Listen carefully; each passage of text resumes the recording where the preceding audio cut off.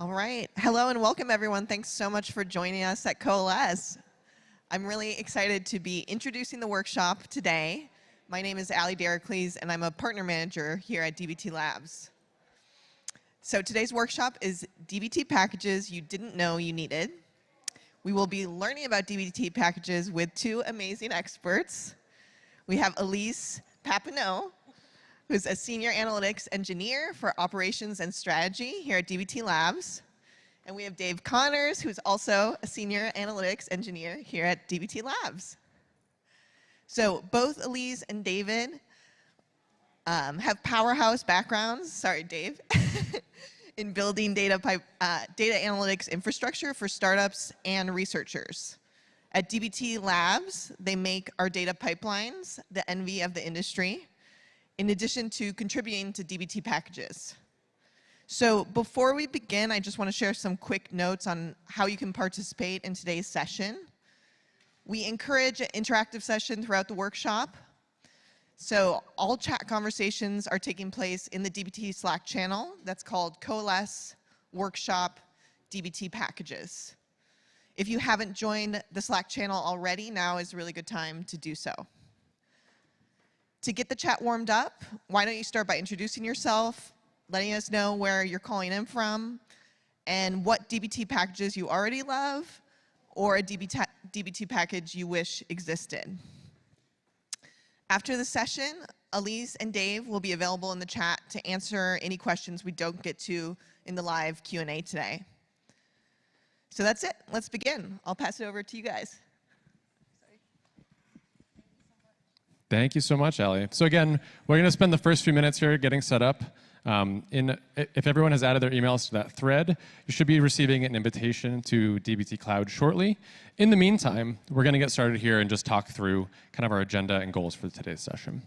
And just a heads up, we will have this setup slide pop up again with a little more time to work on it. So if you're not set up yet, don't sweat. Sweet. So welcome everyone, again, to DBT packages you didn't know you needed. My name, again, is Dave Connors. I'm a senior analytics engineer here at DBT Labs. On the professional services side, I work with lots of different customers with their DBT projects and oftentimes point them to super helpful DBT packages to help them get where they need to go. My name is Elize Papineau. I'm also a senior analytics engineer at DBT Labs, working on the internal data team, supporting our ops and strat team. Here is my GitHub if you want to follow along with what I'm working on, or here is my Twitter if you want to see my latest catches in Pokemon Go. All right, our goal today is to teach you about these three packages. We have codegen that generates SQL and YAML. We have audit helper that lets us query results between modeling changes. And we have the metrics package, which operationalizes our metrics nodes. We also accept that we can't cover every macro in these packages today, let alone the entire DBT package ecosystem's worth of knowledge cannot be crammed into 55 minutes. So we're going to be briefly touching on how you can continue your learning after the session throughout, so that hopefully you feel enabled when you walk out the door to do your own research and learn more about DBT packages. Before we go any further, we're not going to be talking about dbt-utils today, but it deserves a very special shout out here. This is the most popular and most commonly installed DBT package and serves as an extension of DBT's base functionality with extra tests and helpful macros. Before we move on, can I get a show of hands? Who here has used utils before? Oh, hell yeah. Thank you. And each of today's packages that we're going to be using also depend on dbt-utils. If you haven't seen it before, do yourself a favor, check it out. It can get you set up with some really common SQL functions really quickly out of the box. Real quick, that illustration was done by Elise's partner, Joe. It's custom made for today's session. I want to give a shout out to Joe. Thank you, Joe. Thank you, Joe. Setup is kind of ongoing. We're kind of improvising here with folks who had not pre-registered, which is totally cool. But as far as the mechanics for today's session are going to go, you will be invited to a DBT Cloud account and given access to a special sandbox Snowflake account that we have today. And we're going to be building together in the DBT Cloud IDE. And as we do so, we're going to be sharing some code snippets in that Slack channel. Largely, we're going to send everything that you need. You can feel free to copy and paste. You don't need to worry too much about getting the typing just right. We're going to be kind of talking over and highlighting the changes that we're making to our project so you can kind of follow along with the narrative flow of what we're doing. Yeah, and one last thing is we are going to be moving quickly, so please don't hesitate to copy and paste. I also want to encourage everyone to help your neighbors. It's going to be a lot of folks getting stuck at different various points. If you're not stuck, please look to help folks who may be.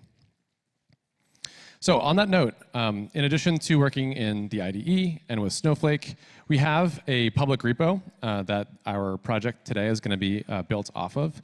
This will continue to be publicly available to all of you following today's session. You'll be able to see all of the code. There are checkpoint branches along the way. So we're going to be starting from checkpoint 1, our start. Every time we add a new package, do something new to the code, we've kind of built in a checkpoint with the next step, like the answers for that round. If you need to catch up, you can feel free to go to this repository. It's pinned in our Slack channel, and grab the code from the next section so you don't fall too far behind. All right.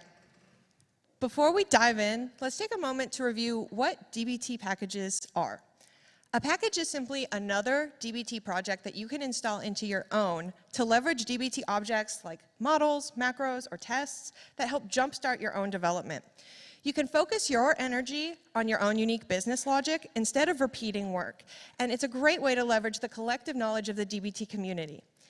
Are you ingesting data with Fivetran? There are packages to speed up your time to value. Do you want to cast dates in a data warehouse agnostic way? There's a package for that. Y'all, I could spend this entire 55 minutes going through all of the useful packages that we have, but I don't need to. Thankfully, they are all hosted at hub.getdbt.com.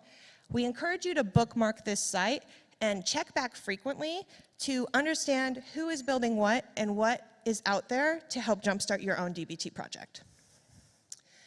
Now that I've convinced you to use dbt packages, let's talk about how to install them. There's 2 steps. The first is to define a dependency in the packages YAML file that lives in the root directory of your project. Quick note here, if you have not installed any packages before, you will need to create this file. Once you've saved your changes, you can execute dbt-deps in the command line to install that package. When you install the package, it will create a directory for that package in the dbt packages directory, also at the root level of your dbt project. dbt Cloud is going to run dbt-deps for each job. And this is an important nuance to how dbt Cloud works, because that dbt packages directory is a get ignored directory, which means any changes that you make in there will not trickle into your production environment. So that's just one thing to keep in mind if you are working with packages. So once you install a package, interacting with the contents of a package is relatively straightforward and should feel pretty natural to those of you who have interacted with other dbt objects before. Packages sometimes have models. Those will be referred to and built off of in just the same way a model in your own project would be used. The ref function will simply take the name of that model, and you can build the dependency as you would expect. Macros and tests, which for those of you in the know, tests are actually just macros, will be used just the way you would with a macro in your own project. The only little nuance is that you'll have the package name as a prefix. So it'll be package name.macroname or package name.testname, and that allows you to access the contents of the macro that's defined inside of that package. All right, so congratulations, everyone. You are all collectively the newest analytics engineer at Jaffle World. For those of you who have been part of the dbt ecosystem in the past, you may have heard of the Jaffle shop. Well, we have grown quite a bit, and we have a much larger need for reporting, for higher resolution reporting needs here. It's a global phenomenon. It's truly unbelievable. So what's going to happen today is we are all playing the role of analytics engineer, and our finance team has asked us to improve our ability to report on the supply cost of all the orders that we have. So how much does it actually cost us to create a Jaffle and a beverage each time that we sell one? So we're going to incorporate that into our dbt project, and we want to use some packages to help that process along. All right, you've seen this slide already. We are going to set up our developer environment now that we've been given access to our new dbt Cloud account. Let's take a moment to talk about what that's going to look like. You should have received an email invite to our dbt Cloud account for this workshop. Once you've accepted that invite, you will navigate to the gear icon in the upper right-hand corner, navigate to Profile Settings and the Credential section, and click on the Package Workshop project. From there, you will add your username, which is going to follow the pattern here on the screen, dbt_ first name, last name, no symbols in between your first and last name. And we're going to reuse this naming convention a few times here. Everyone's got the same password, which is going to be dbt-deps2022. We would like you to use that, naming convention for adding your dev schema in the profile connection as well. Once you've done that, please click the Save button. You can click the Develop button to start the dbt Cloud IDE, and then you'll create your own dev branch to operate on. We would ask you to also follow our naming convention for the dev branches as well. Once you've gone through all of these steps, you are going to see in the bottom right-hand corner a compilation error pop up. And that's actually expected with a brand new dbt Cloud account. So we're going to ask everyone, if you've seen that error, to pat yourself on the back. You did a good job. And we will pick up from there in a moment. We have 3 minutes on the timer here to hopefully get everyone set up, and we'll check in after 3 minutes and see if we need more time. If you do need help, please raise your hand. We do have some TAs in the room who can help you out. All right, here we go.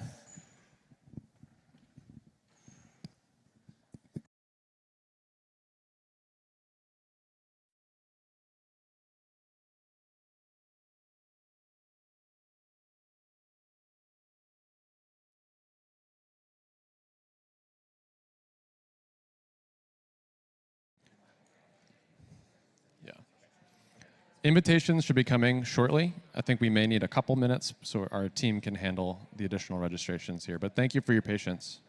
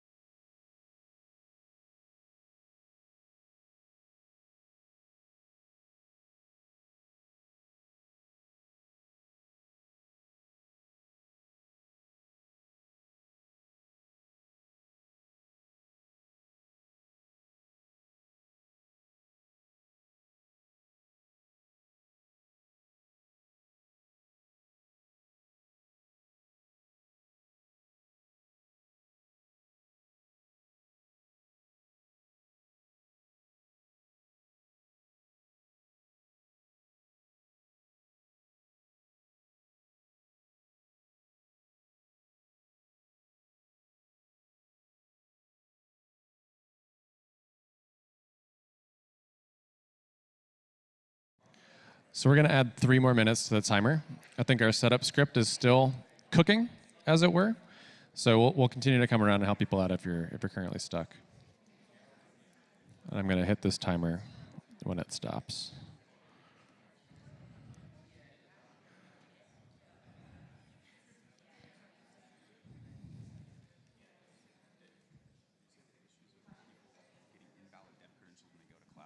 I haven't seen that personally, but I think that could be the case.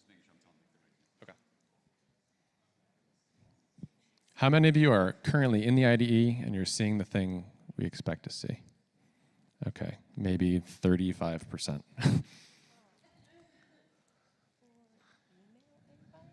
Mm-hmm. You said you sent it out to the wrong list originally. Was that real? It was real.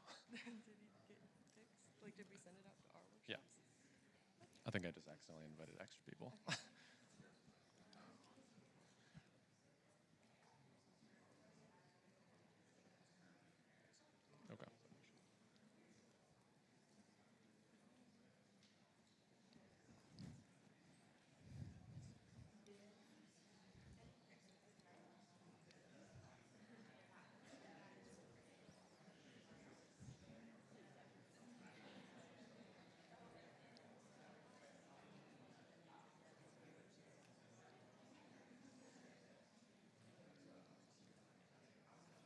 Thanks, Paige.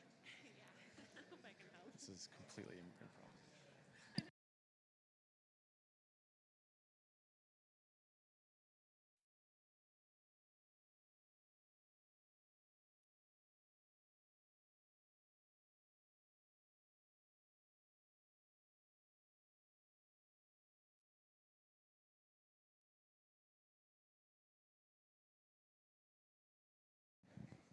All right, another quick show of hands. How are people feeling?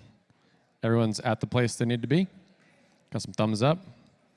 Some tentative waves? The good news is you'll be able to follow along the whole time even if you aren't totally set up. If there are folks around you who are not, but you are, if you don't mind kind of leading with your screen, I think that would be a great thing to do. We'll still wait this last minute, give everyone a little bit of a chance to catch up. Definitely should have had music. I said this several times to Elize. Having music for the in-betweens. You wouldn't like my music.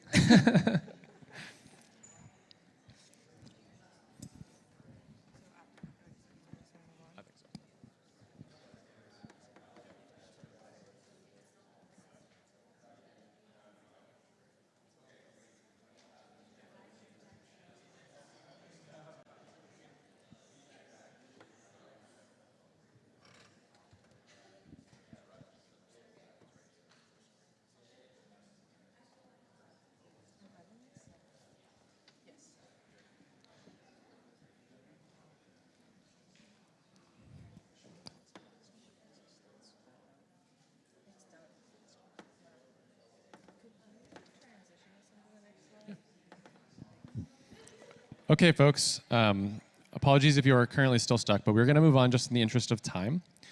So those of you who are now in your developer environment, you should be at the point where you have a compilation error. All right. Okay, so if you have hit that compilation error, that was part of the setup, and we want to resolve this error before we continue. The way to resolve this error is to execute the dbt-deps command that you see up here on the screen. To execute that command, you will use the command line tray at the bottom of your dbt Cloud IDE. That's going to install our only dependency in the project as of right now, which is faithful old dbt-utils. So if you are still seeing the compilation error, we ask that you please execute dbt-deps now. Once we've executed dbt-deps, you will want to build your dev schema so that we have some data to operate on in everyone's individual development environments. To do that, we will ask you to execute a dbt-build command. dbt-build is going to run, then test each of your models in a sequence based off of their dependencies. Once we've executed this command successfully, we are off and ready to develop in our new project. Sweet. So as those commands are running, I'm going to talk through exactly what our starting point looks like here. We have an extremely complex DAG, as you can see. We have a fact orders model that's pulling from information about our locations, orders, order items, and products. And then we fold in our customers' data from our Jaffle Shop source to build a dim customers all the way at the end. So what we're going to do today is enhance our fact orders model with additional information about the supplies required to make up each of those orders. We're going to add a new column for our finance department to understand what our average cost per order is. So if we're thinking about adding a new source to our models, we want to do so in the most efficient way possible, right? No one wants to be handwriting SQL. all day doing very, very tedious column definitions. We want to use codegen to speed up the addition of new modeling in our project. We want to spend our time adding our unique business context to the data, spending less time worrying about the structure of our SQL. All right, the codegen package is relatively small. It just has 3 macros that support building different types of files necessary when adding new raw tables to your DBT project. You can see them here on screen. We have generate source to generate our source YAML. We have generate base model to generate staging model in accordance with DBT Lab's style guide. And finally, generate model YAML, which is going to generate the YAML to document and test our staging models. Today, we're going to get some hands-on experience using generate base model to add a new staging model to our project. This macro queries your data warehouse, then compiles the contents for your specific source into model SQL that we can then paste into the file in our DBT project. It takes 2 arguments that are both defined in your source YAML file. So we're going to start by editing our sources. If you're familiar with dbt Core's source macro, which hopefully everyone in the room has at least heard of, these are going to be the same 2 arguments that we pass to the source macro. All right, so our first step here, we are going to add a new dependency to our packages.yml, our codegen package. We'll run that dbt-deps to install. We will then edit our source YAML to add a new supplies table. And we're going to create a new staging file for the supplies themselves. Robert is going to be sending all of the snippets into the shared Slack channel, so you can feel free to copy and paste. All right, we're going to give you 2 minutes for this step, and we'll start the timer now.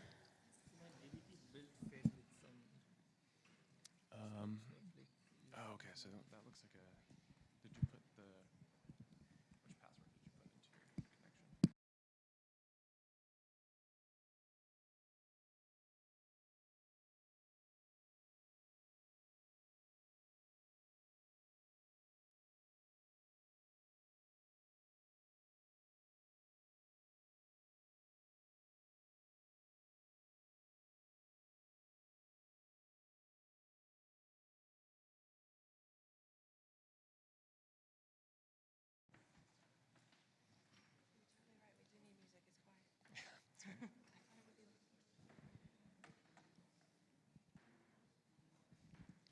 So for all the snippets we send, you can feel free to overwrite and the current contents of your file, if that's easier.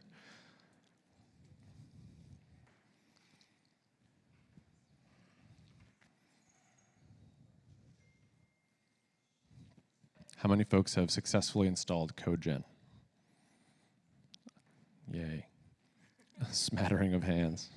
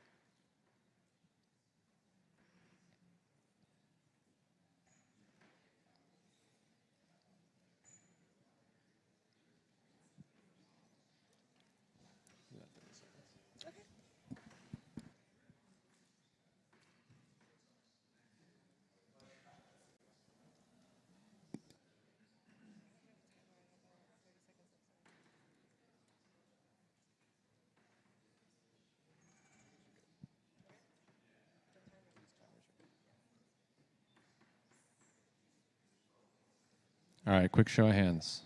Who's got codegen? All right, a few more. Great. All right, so, did it go? Yeah. The next step here is to actually call this macro. So what we're going to do is we're going to open up inside of that file that we just created, this staging file for our new supplies table. We're going to add the codegen generate base model snippet. We're going to call the arguments. So the source name is Jaffle Shop. That was defined in our sources YAML. The table name that we just added is supplies. And when we hit the compile button inside of dbt Cloud, this is going to compile down to an actual select statement in SQL. We're going to copy that. We're going to replace the contents of the file that we just put the snippet in with the actual SQL. And then we're going to do a dbt build for that supplies model by itself to make sure that that runs. We'll have 2 minutes for this. Raise your hand if you run into any roadblocks.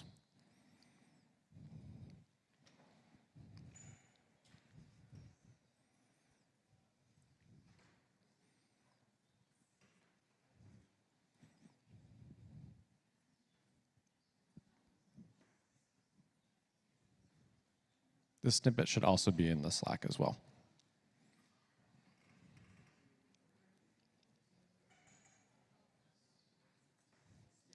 Didn't work?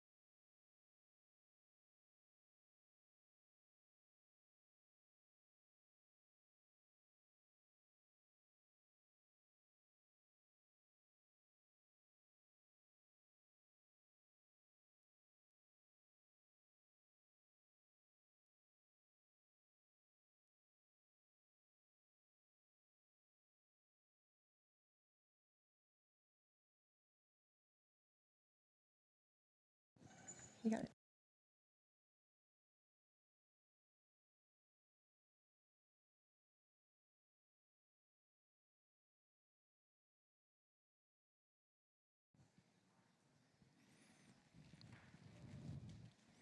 Seeing a lot of squinting at the screen. Are folks able to build this staging model? Got a couple thumbs? People got it going? Let's give a couple more minutes so folks can catch up. Again, these snippets should be in the Slack channel, so feel free to copy and paste at your leisure.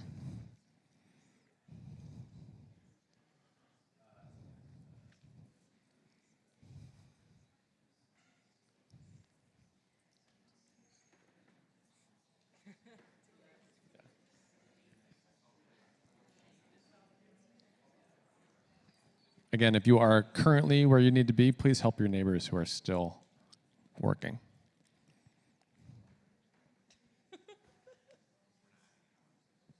No.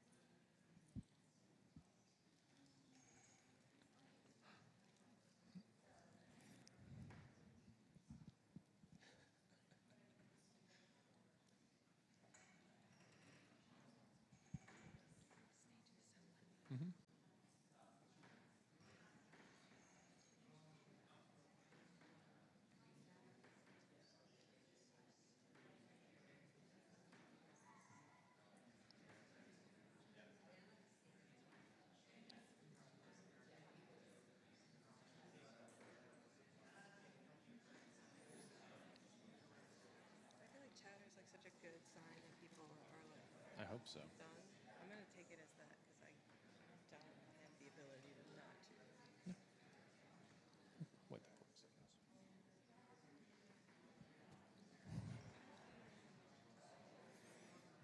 Another quick check-in. Show of hands or thumbs if we're at this point. All right. Also, shout out to all of you for being part of the very first live workshop. If it's showing, it's because it's a work in progress.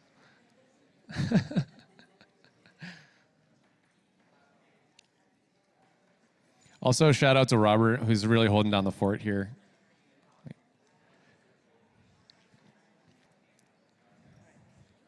Yep.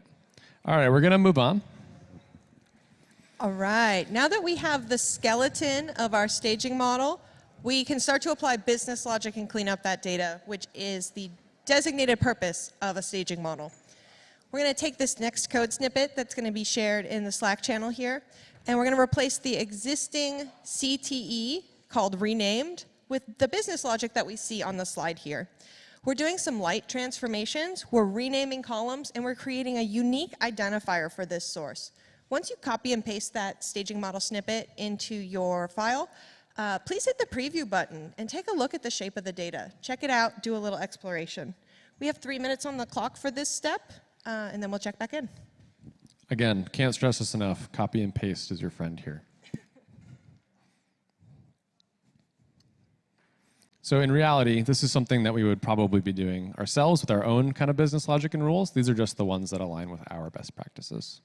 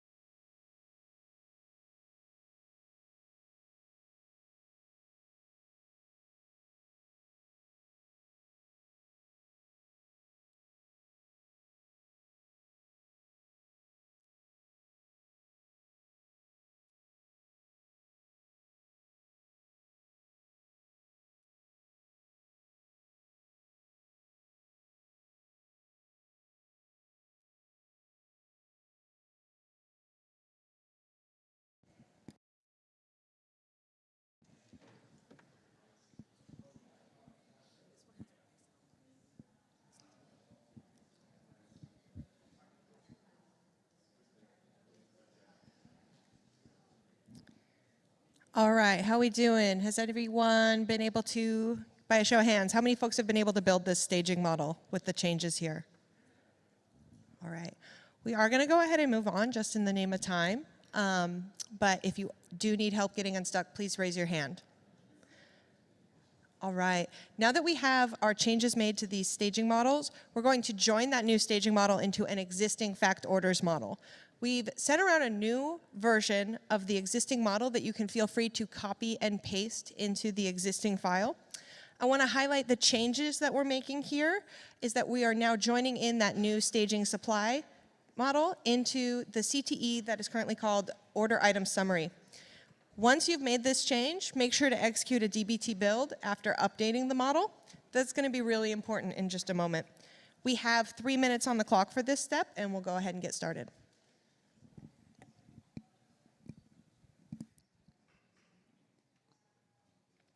So again, this is all happening in our fact orders model. So feel free to replace the contents there and rerun.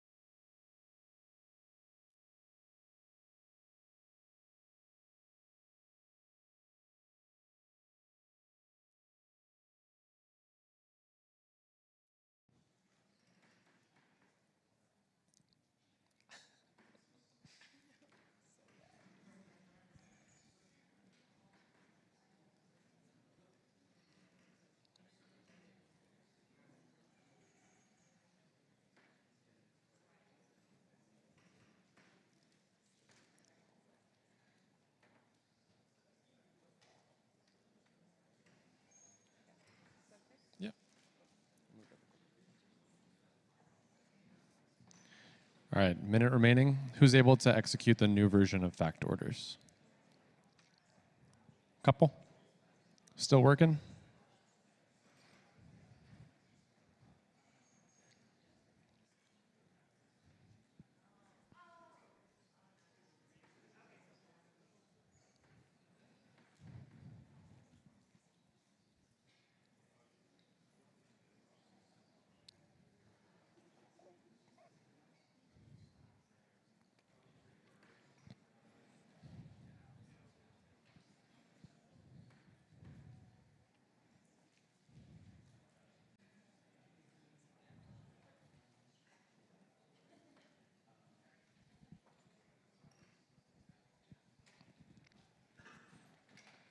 All right, at the end of our timer, in the interest of time, we're going to move on to the next slide.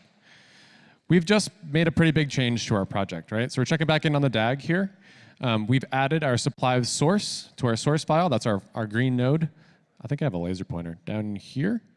We then staged it. We used codegen to make that quickly and efficiently. And then we've adjusted fact orders to have a new column, order cost, that our finance team is super interested in, right?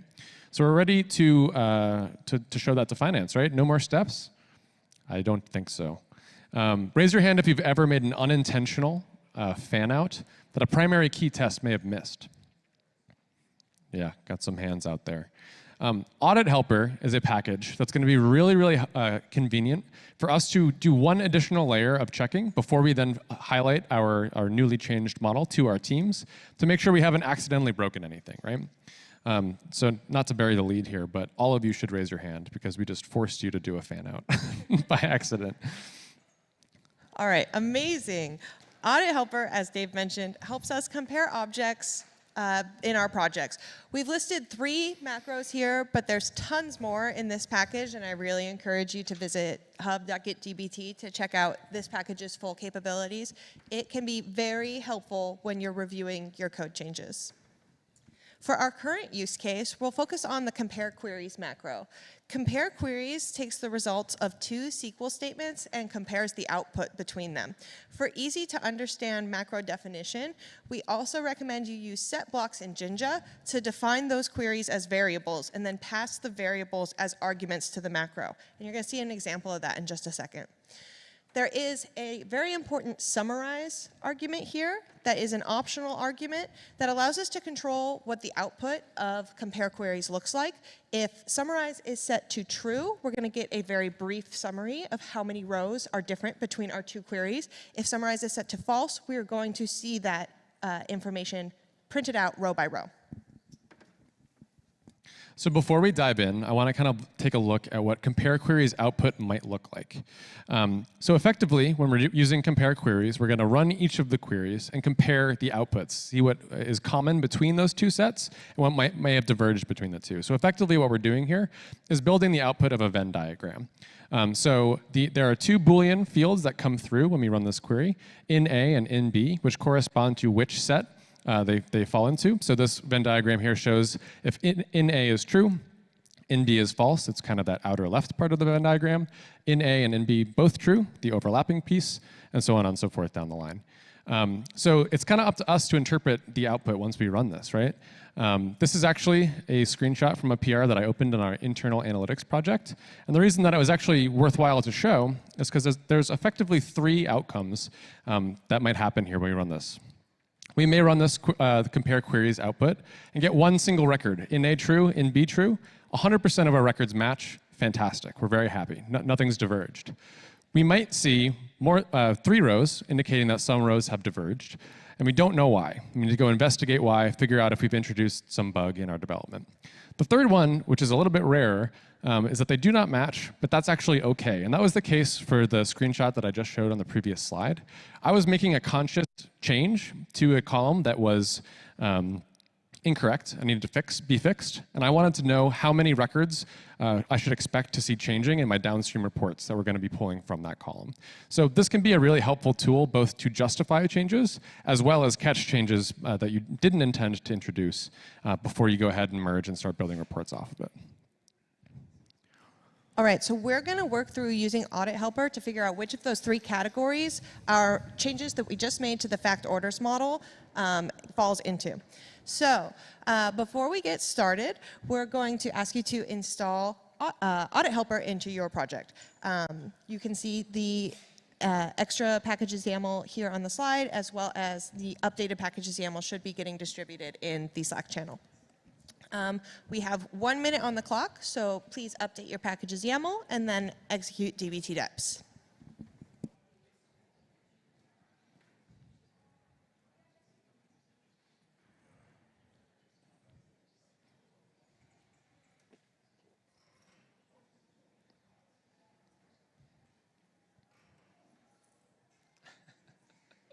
Instead of music, you get to hear the stage just creak as I wander around up here.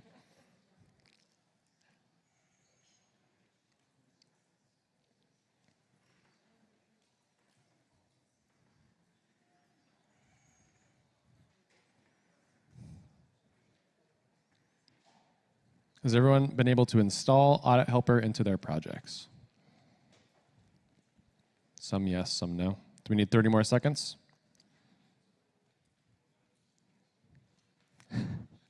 Okay, cool. We're going to move on just for timing purposes.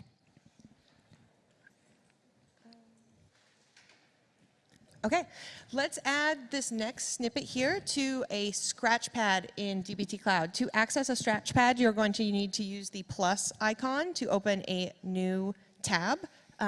Once we have the scratchpad, we're going to define the old version of our fact orders model by selecting from our production schema, which in this case is called checkpoint 1.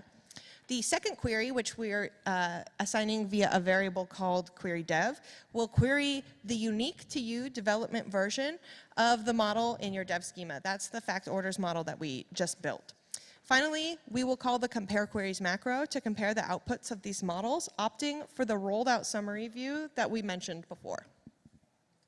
I believe we have 3 minutes for this step.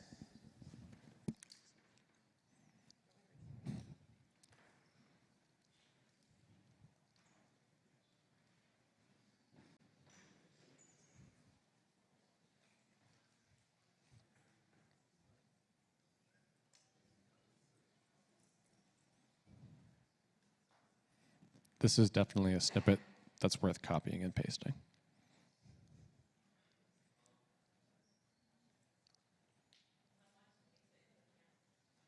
Is it in the Slack? Just a moment.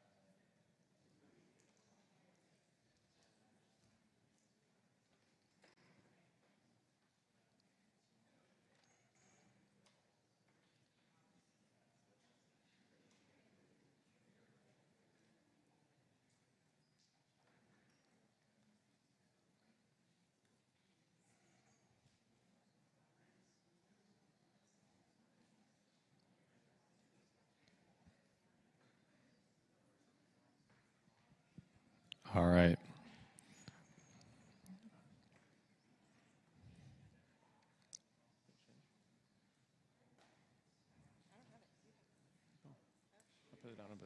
I lost my clicker.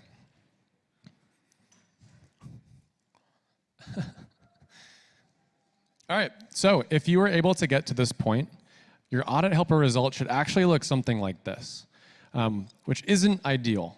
What happened here is that we have in A, true, in B, false. 50% of all records follow that pattern. The other 50% of the records are in B queries. We actually have no overlap whatsoever. So that's not great. Our finance team is not going to be pumped about that. If we toggled the summarize option to false, which is going to give us record by record indications, you can see that for a number of our metrics, we've consistently multiplied them by 6 for this particular order. We actually did cause a fan-out issue that was not caught because of the relationship of our supplies data to our products data. So for every product that we sell, we have multiple supplies. We need the bread for the jaffle, the cheese for the jaffle, a cup and a straw for all of our drinks. And we joined it in a way that we shouldn't have. So we have inflated a lot of our metrics, and we have no overlap from the previous version. Not great. So let's fix it. Someone's cheering for a terrible join. What we're going to do is, in fact, undo the previous version of our join. We're going to remove that join from the CTE we added to it before. We are instead going to define a new independent CTE that does the aggregation at the level that we need, and then join it into the very bottom of our model here as well. So we're going to give 3 minutes here. We're going to rebuild fact orders once we update this definition. And then we can rerun our scratchpad with summarize equal to true to see if we have any better agreement there.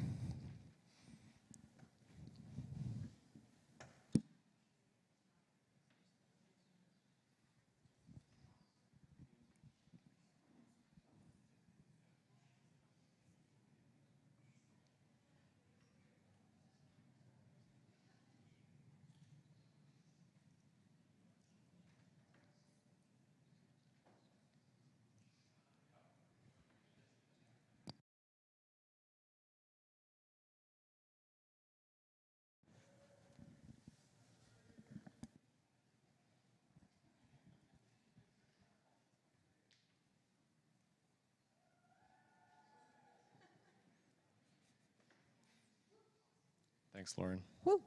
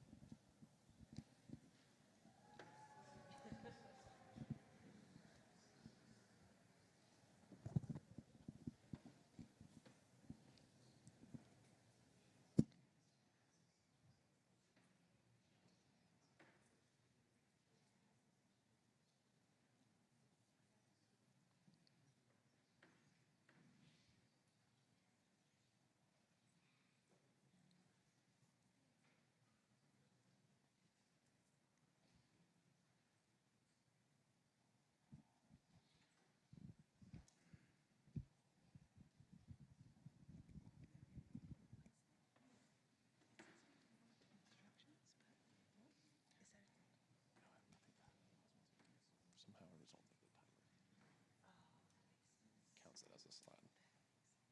I was confused as well.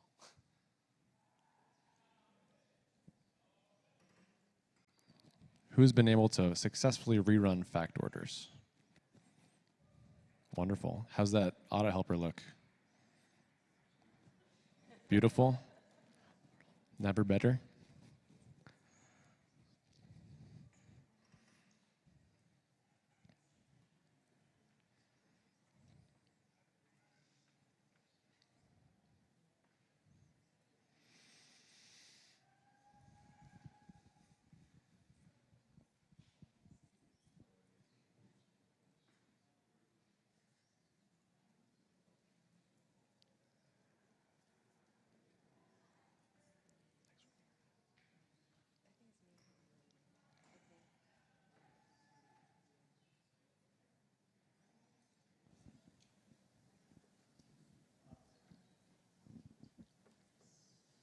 Alrighty. All right. Who in here, by a raise of hand, has ever had their data consumers report different values across different tools? Anyone had that experience? I know I have. Last year at Coalesce, we introduced metrics nodes as part of dbt 1.0, and this year we're going to teach you how to put those nodes to work. So a metric node in dbt allows us to create version-controlled aggregations over our data models to ensure reliable and, most importantly, consistent insights. They are defined in YAML, just like tests, sources, docs, exposures, if you've used those. And at Jaffa World, the finance team is interested in knowing the average cost per order over time. So we can define a metric that gives them what they're looking for.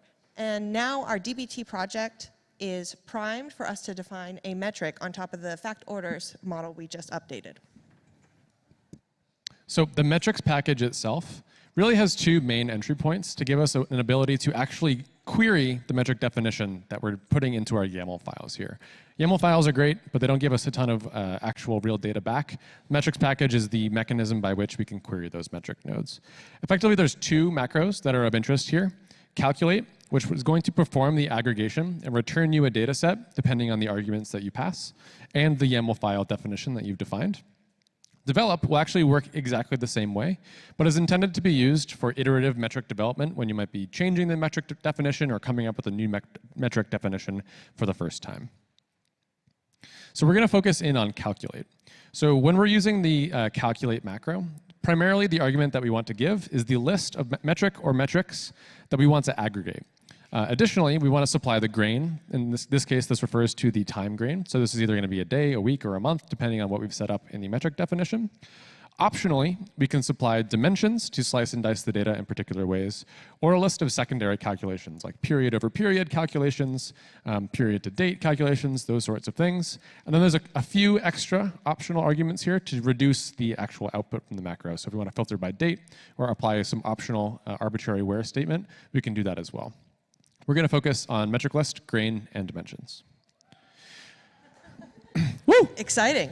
Hell yeah, that sounds lit. All right. One last time, we're going to ask you to update your packages YAML to include the metrics package. Once you've saved that, please execute dbt-deps. With this package, we do have one extra step I want to highlight. We're going to ask you, once you've successfully installed the package, to execute dbt-build with the selection flag for metrics. That's going to support building the default calendar table that supports the metrics package. We have 2 minutes on the clock for this step. Just to give a little more color, that calendar table is what allows us to get full calendar dimensions, even if we don't have observations in our data for particular dates. So we're doing some date spinding when we're going to call this macro, and that calendar table, by default, is going to give us a reliable place to kind of build the spine there.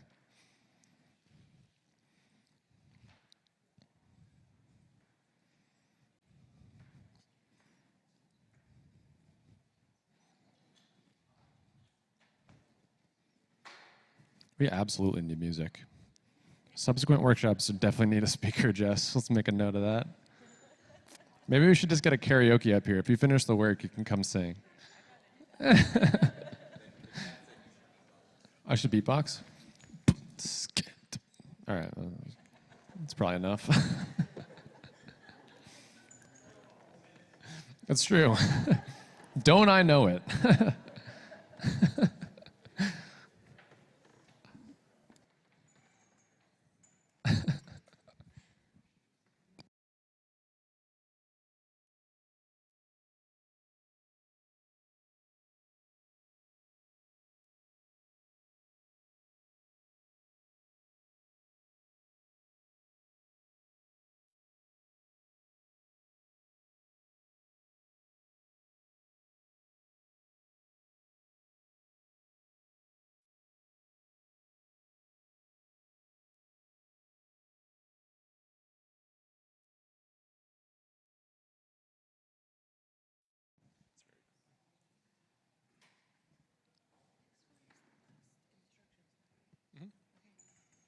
I know, too.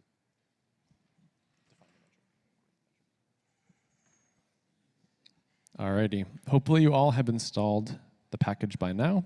We are running a little low on time, so we're going to move a little bit quickly here. All right, so now that we've got that package installed, we need to define a metric in our project so that we are able to query it with the metrics package. We're going to use the order cost field that we just added to our fact orders model.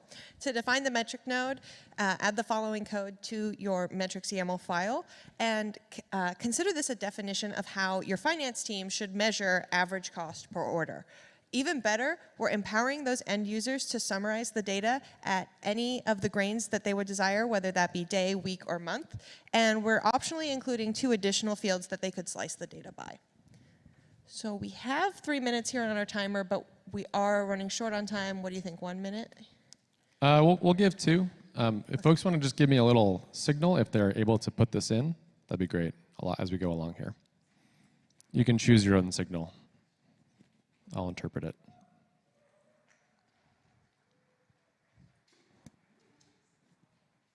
So again, this is a very good candidate for copy-paste.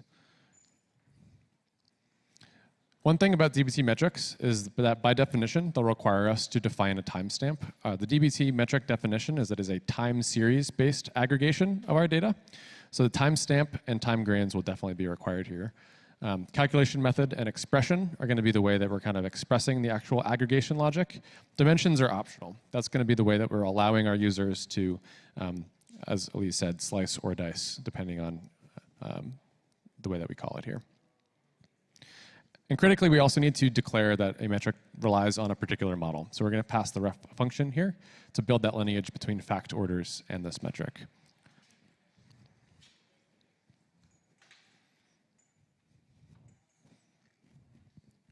Who's got that salmon pink metric node in their lineage? Fabulous. Give everyone another 40 seconds.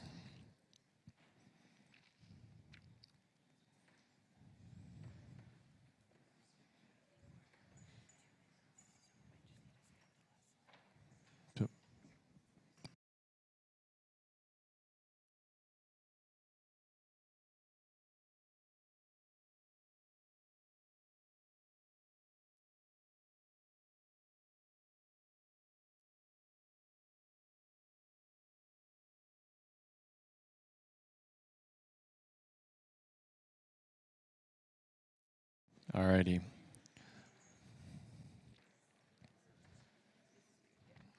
So we are now ready to actually interact with that metric definition and query it to get the insights that we want, to make sure our finance team is ready to go. So in a Scratchpad, we are going to add a metrics query here. And so you can see we're supplying the metric of interest, average order cost, which was the name from our YAML file. We're going to aggregate this by month, and optionally, we're going to say we want to know whether or not the cost is different between orders that have drinks and orders that don't. As we're going through here, this is a very simple query that you can add to your Scratchpad. Feel free to play around with the grain and the dimensions and see if you get different results, see how kind of interacting with this macro looks. 2 minutes on the clock has already begun. We are a little bit low on time. If folks need to go right at the end of our session here, totally cool. We have a couple more summary slides, and then we'll be wrapping up here. So feel free to play around with this metric.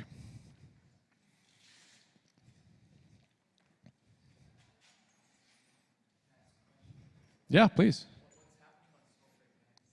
So behind the scenes, what's actually happening here is that this is just compiling down to a pure SQL statement. So it's going to do the date spanning behavior, make sure you have records for all of the combinations of date and dimension that you might have from your source data. Do this aggregation and return to you the actual data set. So on Snowflake, it's just reading a full SQL query and returning the SQL query results. The kind of magic is just compiling this macro call down to a relatively complex SQL statement.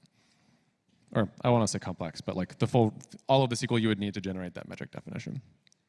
So what you saw today on semantic layer, there's a little bit more, probably like, there's a little bit more to it required to kind of take this in a tool that is not dbt Cloud and have Snowflake interact with that metric definition. So there's a session tomorrow on the semantic layer that will kind of extend some of this functionality and be more similar to what you saw in the keynote today.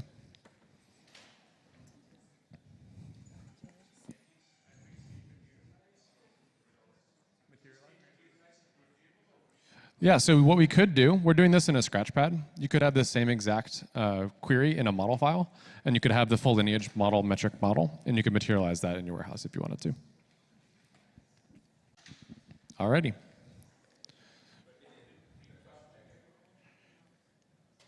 Yes.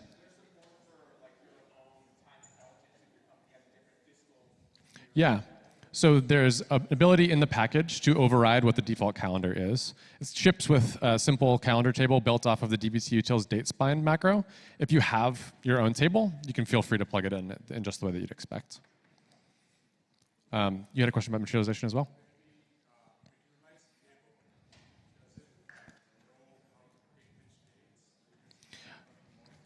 No, so this will be basically your model code, right? So if you needed to change it, you need to come in and like make a PR and change the grain or materialize it in all of the ways.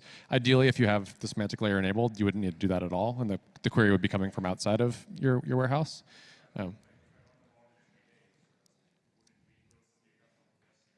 Oh, sure, yeah. It behave just like any other model that you have, right? So if you wanted to build it incrementally, you could do that as well. Cool. So just in the interest of time, we have reached the end of our DAG. So we've done a lot today, right? We've added our supplies data. We staged it. We added a new column to our fact orders model, and we now have a metric that defines the way our finance team should interact with that column to get the insight that they want. So we have a new node type here as well. So congratulations all. Thank you for hanging with us. I know it was a bit of an adventure. Yeah, all right. And this slide is sure doing a lot of work here.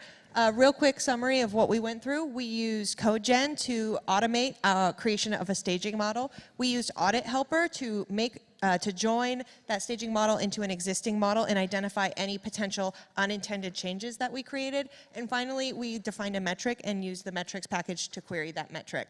I want to call out one more time to check out hub.getdbt.com because these are 3 of many, many packages that exist out there. And there's also tons more macros even in these packages that we didn't have the opportunity to touch on today. A final version of our code for a working project is available on the Checkpoint 4 branch. And finally, before we move on, I want to thank our MC, our chat champion, our attendees, and all the TAs and all the folks who helped us in workshop development here. And especially thanks y'all for your patience getting set up with this workshop. Finally, if you want to learn more about packages, check out Celestin, is it A? Thursday, 3:15, where Grace Goheen from the ProServe team will be talking about the DBT Project Evaluator package, which is a way of evaluating how your project adheres with DBT Labs best practices. Thanks so much, y'all. Thank you so much.